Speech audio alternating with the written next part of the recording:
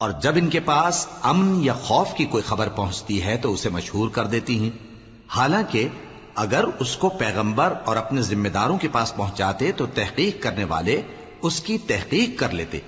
اور اگر تم پر اللہ کا فضل اور اس کی مہربانی نہ ہوتی تو چند آدمیوں کے سوا تم سب شیطان کے پیرو ہو جاتے۔ سو اے پیغمبر، اللہ کی راہ میں لڑو، تم اپنے سوا کسی کے ذمہ دار نہیں ہو، اور مومنوں کو بھی ترغیب دو، قریب ہے کہ اللہ کافروں کی لڑائی کو بند کر دے، اور اللہ شدید ترین جنگ کرنے والا ہے اور سزا دینے کے لحاظ سے بھی بہت سخت ہے۔ جو شخص نیک بات کی سفارش کرے تو اس کو اس کے ثواب میں سے حصہ ملے گا، اور جو بری بات کی سفارش کرے اس کو اس کے عذاب میں سے حصہ ملے گا، اور اللہ ہر چیز پر قدرت رکھتا ہے۔ اور جب تم کو کوئی دعا دے تو جواب میں تم اس سے بہتر کلمے سے اسے دعا دو یا انہی لفظوں سے دعا دو، بے شک اللہ ہر چیز کا حساب لینے والا ہے۔ اللہ وہ معبود برحق ہے کہ اس کے سوا کوئی عبادت کے لائق نہیں، وہ قیامت کے دن تم سب کو ضرور جمع کرے گا، اور اللہ سے بڑھ کر بات کا سچا کون ہوگا؟ اب کیا سبب ہے کہ مسلمانوں تم منافقوں کے بارے میں دو گروہ بن گئے ہو، حالانکہ اللہ نے ان کو ان کے کرتوتوں کے سبب اوندھا کر دیا ہے؟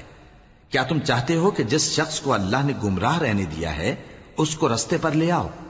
اور جس شخص کو اللہ گمراہ رہنے دے تم اس کے لیے کبھی بھی رستہ نہیں پاؤ گے؟ وہ تو یہ چاہتے ہیں کہ جس طرح وہ خود کافر ہیں اسی طرح تم بھی کافر ہو کر سب برابر ہو جاؤ۔ تو جب تک وہ اللہ کی راہ میں وطن نہ چھوڑ جائیں ان میں سے کسی کو دوست نہ بنانا، اگر ترک وطن کو قبول نہ کریں تو ان کو پکڑ لو اور جہاں پاؤ قتل کر دو،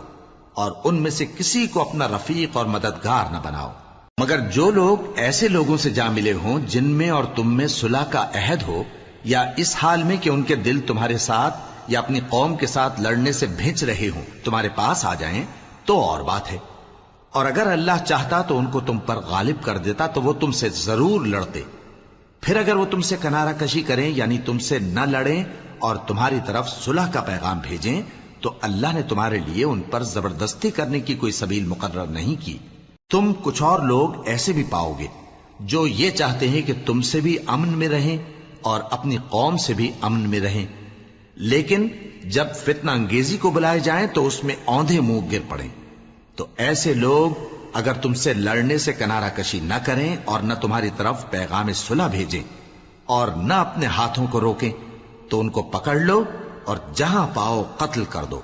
اور انہی لوگوں کے مقابلے میں ہم نے تمہیں کھلی چھوٹ دے دی، اور کسی مومن کو شایع نہیں کہ دوسرے مومن کو مار ڈالے مگر غلطی سے ایسا کر بیٹھے، اور جو غلطی سے بھی مومن کو مار ڈالے تو وہ ایک مسلمان غلام آزاد کر دے اور مقتول کے وارثوں کو خون بہا بھی دے، مگر یہ کہ وہ معاف کر دیں۔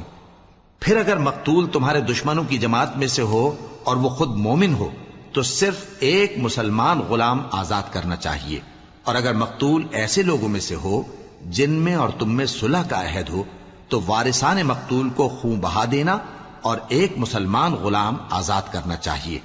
اور جس کو یہ میسر نہ ہو وہ متواتر 2 مہینے کے روزے رکھے۔ یہ کفارہ اللہ کی طرف سے قبول توبہ کے لیے ہے، اور اللہ سب کچھ جانتا ہے، بڑی حکمت والا ہے۔ اور جو شخص کسی مسلمان کو قصدن مار ڈالے گا تو اس کی سزا دوزخ ہے جس میں وہ ہمیشہ جلتا رہے گا، اور اللہ اس پر غضبناک ہوگا اور اس پر لعنت کرے گا، اور ایسے شخص کے لیے اس نے بڑا سخت عذاب تیار کر رکھا ہے۔ مومنو، جب تم اللہ کی راہ میں باہر نکلا کرو تو تحقیق سے کام لیا کرو، اور جو شخص تم کو سلام کرے اس سے یہ نہ کہو کہ تم مومن نہیں ہو،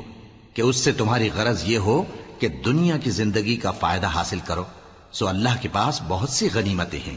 تم بھی تو پہلے ایسے ہی تھے، پھر اللہ نے تم پر احسان کیا، چنانچہ آئندہ تحقیق کر لیا کرو۔ بے شک جو عمل تم کرتے ہو اللہ کو سب کی خبر ہے۔ جو مسلمان گھروں میں بیٹھ رہتے اور لڑنے سے جی چراتے ہیں اور کوئی عذر نہیں رکھتے، وہ اور جو اللہ کی راہ میں اپنے مال اور جان سے جہاد کرنے والے دونوں برابر نہیں ہو سکتے۔ مال اور جان سے جہاد کرنے والوں کو بیٹھ رہنے والوں پر اللہ نے درجے میں فضیلت بخشی ہے، اور بہترین انجام کا وعدہ اللہ نے سب سے کیا ہے، اور اجر عظیم کے لحاظ سے اللہ نے جہاد کرنے والوں کو بیٹھ رہنے والوں پر کہیں فضیلت بخشی ہے۔